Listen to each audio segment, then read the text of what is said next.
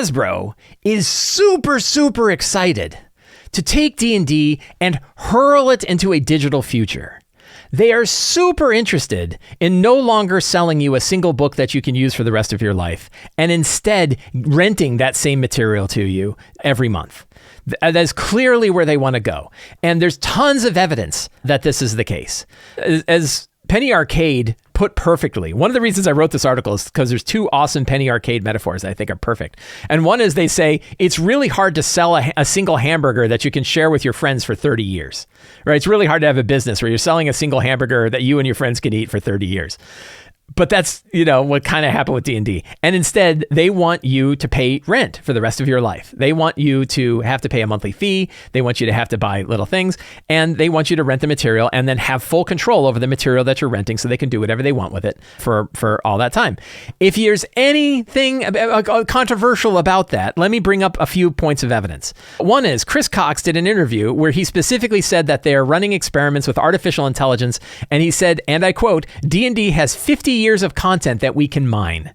That was from an article that he did on VentureBeat. You can read this whole thing. I will link to all this in the show notes, where he specifically talks about the idea that they have been experimenting with artificial intelligence and that, hey, there's a lot of stuff here we could use. He does talk about the ethics of AI a little bit, but he's also pretty interested in saying AI stuff, right? The new head of Wizards of the Coast is a former Blizzard employee. So, worked over at Blizzard Entertainment, a video game company. He replaced a former Amazon and Microsoft executive, Cynthia Williams. So they replaced one person who worked on Microsoft digital gaming with somebody that worked for Blizzard in digital gaming, right? So these are not tabletop role-playing game people. These are executives from the video game industry. They put up a new job posting for a product architect, which is kind of it seems like the new lead for Dungeons & Dragons. And in this thing, it talks about a particular focus on innovating our playable content for digital platforms. In the job request, even worse, can it get worse? It can. Then they put up another job request for a quote-unquote monetization designer. Right? A person whose sole job is figuring out how to charge you rent, how to not sell you the 30-year hamburger, right? There's a whole job description about this. And there's some nice words in here about making sure that you're focusing not on profit, but instead on making a great thing. Nice throwaway line. You're still trying to figure out how to rent us stuff that we could buy. I have never seen a job title, monetization designer, that is closer to professional and shitifier in my life, but there it is. So in case there was any doubt that Wizards of the Coast is really, really interested in a digital future for D&D, there it is. Yesterday, after I've already written this article, and after it's already kind of edited and stuff, I found out that they ran a live play game at Gen Con using Project Sigil, which is their 3D VTT. First of all, gutsy move, putting a public version of this out available and not worrying about the game blue screening with some CrowdStrike bug in the middle of your giant presentation of it.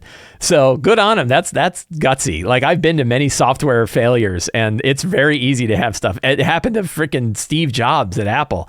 That's a gutsy move running it there. But obviously, what are they doing? They don't want to just show you the physical books. They want to show the other one. Now, also in fairness, Jess Lanzillo, the new vice president in charge of D&D, who was put there just recently, was at Gen Con, and she did a Q&A. She talked about the OGL. She talked about a lot of stuff. And somebody asked her, hey, are you going to keep publishing physical books? And her response was, yes, I just came back from a physical printer, so I sure hope so. And that they have no plan to not be producing physical books. They still intend to produce physical books. I believe that's true. There were enough people that had read all of these things about digital stuff that they said, I bet you there's not going to be physical books for D&D in the next 2 years. I would heavily bet against that. I am sure that Wizards of the Coast is still going to publish physical books. And to me, those physical books are the main product that we should be focusing on when it comes to the kind of stuff we buy from Wizards of the Coast, because that's the 30-year hamburger. We get to buy it once and then we own it. Like the last 50 years of D&D have been. So, yes, physical books are still out there. But all of the rest of this stuff shows that their real interest of Hasbro as a $4 billion company that is trying to, increase shareholder value, their focus is on digital and D&D. And then when they talk about it, and they talk about it all the time, we should believe them. We should not say, oh, but I'm sure that's not true, or they're just saying corporate things to be nice. Believe what they say. And what they say is that they're focusing on a digital future. But I have wonderful news for you. Are you ready? It doesn't matter. This is a totally different kind of industry than all of the other industries that can be enshittified. It is going to be, WotC is trying to build a moat in an ocean. They're trying to build like a monopoly when there is no monopoly. And in many cases, they themselves are helping to break that monopoly, and I applaud them for doing so. We're going to talk about that. But the reality is, when it comes to the digital future of D&D, we have a safety floor underneath us. That means that there's a level of enshittification that cannot occur if we don't allow it to, because we hold the game. And I want to talk about 5 main reasons why. 1, the 3 core books for D&D up through all of these editions are physical books. And the new ones are going to be physical books too. I have one of them in hand, and then we know that the other 2 are going to be physical books. They're not going to not make those physical books. And once those core books are in hand, we really don't need anything else. In fact, we don't even necessarily need the new books. They're going to be physical books because we have all of the old books. I'll get to that in a minute. 2, they're almost certainly going to put out a physical starter set. And that starter set, in my opinion, is probably the most important product they can put out there, because that's the product that brings people to the game. It's the thing that they can buy at Walmart and at Target. It's the thing that you can buy on Amazon for like $12. I usually buy a whole bunch of them just so I can throw them in like, little libraries and giveaway boxes and stuff like that. I like to just put that out there as much as possible. Those are physical products that you can buy, that you can keep, that you can run, that you can own, you can run again, and you never have to reach back to Wizards of the Coast and say, hey, do I have to give you another couple bucks in order to run the starter set again? No, you can just run it. So they're making a physical starter set. I believe they're almost certainly making a physical starter set. And that is where the importance of D&D and Wizards of the Coast as ambassadors of the hobby, of bringing new people in, is most important. Get them in with starter sets, have them use core books, and then have them expand out into other material and even other games that exist in the TTRPG hobby. That seems like the right path. Wizards of the Coast made a promise to release the 5.2 system reference document. These are the updated rules for D&D 2024 into a Creative Commons license in February. That is awesome. I applaud them for that. I am really excited for them to do so. I'm going to keep an eye on it and hope that they really do. I believe they can, and I believe they will. But anything can change until we have them. But we also have the 5.1 SRD in a Creative Commons right now. Again, we have a lower floor.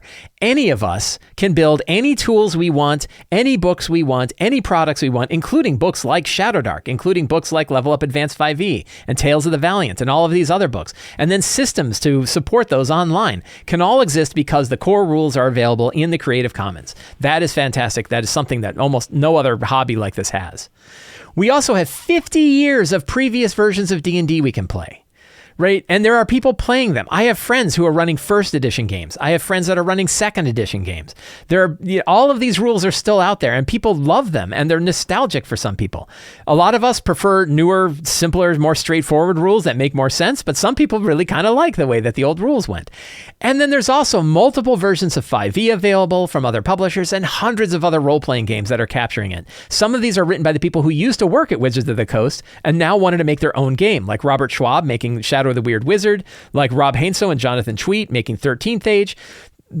People who were making those versions of D&D now got to say, this is the one I really wanted to make. And they give you 13th Age, or they give you Shadow of the Weird Wizard. And then other creators can look and say, this is the version of D&D I really remember, like Shadowdark. And those are available. And nobody's in the way. Nobody can stop those from happening. Once you own it, you own it. When you buy the Shadowdark role-playing game, I have 2 copies of it. I have the nice green one with the Lich on the cover, and I have the other one with the Beholder on the cover. I now own that. It's sitting on my table. I can run it for the rest of my life. This is also true in digital space. Yesterday, I built Tales of the Valiant characters in both Foundry and in a tool I hadn't really used called Hero Lab. Hero Lab was pretty interesting. It's a character builder. It had all of the features of Tales of the Valiant. They actually had like a try it for free system up for Gen Con. So I was actually able to build like a level 1 orc barbarian using Tales of the Valiant in Hero Lab, which is a really nice character interface. I really dug it. And the reality is there's nothing stopping other people from making tools like this, which means even in the digital space, Wizards of the Coast doesn't have a moat. That, especially when you have other entire systems like Level Up Advanced 5e and Tales of the Valiant, that I think are strong competitors to Dungeons & Dragons in the very thing that Dungeons & Dragons is trying to do. You also have all of these other games that are available, and you have all of these other platforms. And again, giving good props to Wizards of the Coast. They are are releasing the 2024 books, not just as a system reference document, they're doing that too, but also on these other platforms, including Foundry, Fantasy Grounds, and Roll20, which means even with officially licensed D&D, you have 4 different platforms you can try it on. And one of those platforms, Foundry, lets you make sure that you can back up your copy on your own local machine so that later on they can't come and take it from you. The other 3 platforms, I think that's also true with Fantasy Grounds. Roll20 and D&D Beyond are obviously dependent upon your continued subscription and for them to host that service. But I believe that Fantasy Grounds and Foundry both let you have your client applications with your client software and your client versions of the game locally so they can't take it away. So this is excellent, right? This means we've got lots of freedom in the digital tools, and those are just the ones that are officially licensed. Then we have all of the ones that are using the system reference documents or other versions like Shard Tabletop, like Hero Lab, lots of different tools that are available. And the only thing that's in the way for people to design these tools are, can you get an audience to pick them up? Can you come up with a monetization scheme where people are willing to pay for it? And do you have the time, energy, effort, and skills to do it? But you know what's not in the way? Wizards of the Coast, right? They've done it. They've made good Ulysses packs to ensure that this game is strong, regardless of the digital future that they want to hurl D&D in. So those are that's both the bad news and the good news. And I'm bringing this up because there's so much attention applied in both directions. You know, a lot of the attention applied to, oh my God, look at the digital future that D&D is bringing. Look at what they're doing. Look how terrible it all is. And then the other side is like, oh, everything is going to be totally fine and you never need to worry about anything again. And the reality is in the middle. The reality is, yes, they are absolutely hurling towards this digital future of D&D. And that's okay, because the hobby is so robust. It's so strong. It's so resilient to enshittification that when I look at it, we're in a really, really good spot. This to me is a very positive outcome, a very positive situation we're in, where we're seeing some really excellent evolutions and revolutions in role-playing game space. We're seeing fantastic digital tools. We are seeing the biggest game from the biggest publisher coming out with new rule sets that are hopefully bring a lot more excitement to the hobby, but also can connect to all of these other products that are coming out from so many other publishers as well. We're in a really good state for this, and it makes me actually very happy about it. And so this article and the video that I'm doing, my intention is to alleviate your concern about the fact that they are going to it. Yes, they absolutely are, and we should look at that, but also we're totally fine. And we can stay totally fine by making sure that the products that we pick up are things that we actually own, buying physical books. I had this weird idea that picking up the physical versions of the D&D 2024 books was like an act of rebellion. But of course you're like, it's not really an act of rebellion. You're still giving them money and they still want you to buy it. So that's not exactly an act of rebellion. But on the other hand, it's the version of the game that they can't take away from you. You're not paying rent. You're owning the property. And I really like the 2024 Player's Handbook. I did my review of it and I really dug it. And I'm looking forward to picking up the Monster Manual and the Dungeon Master's Guide and putting them alongside the 6 other editions of D&D and the hundreds of other role-playing games that I have available for me and my friends to play around the table.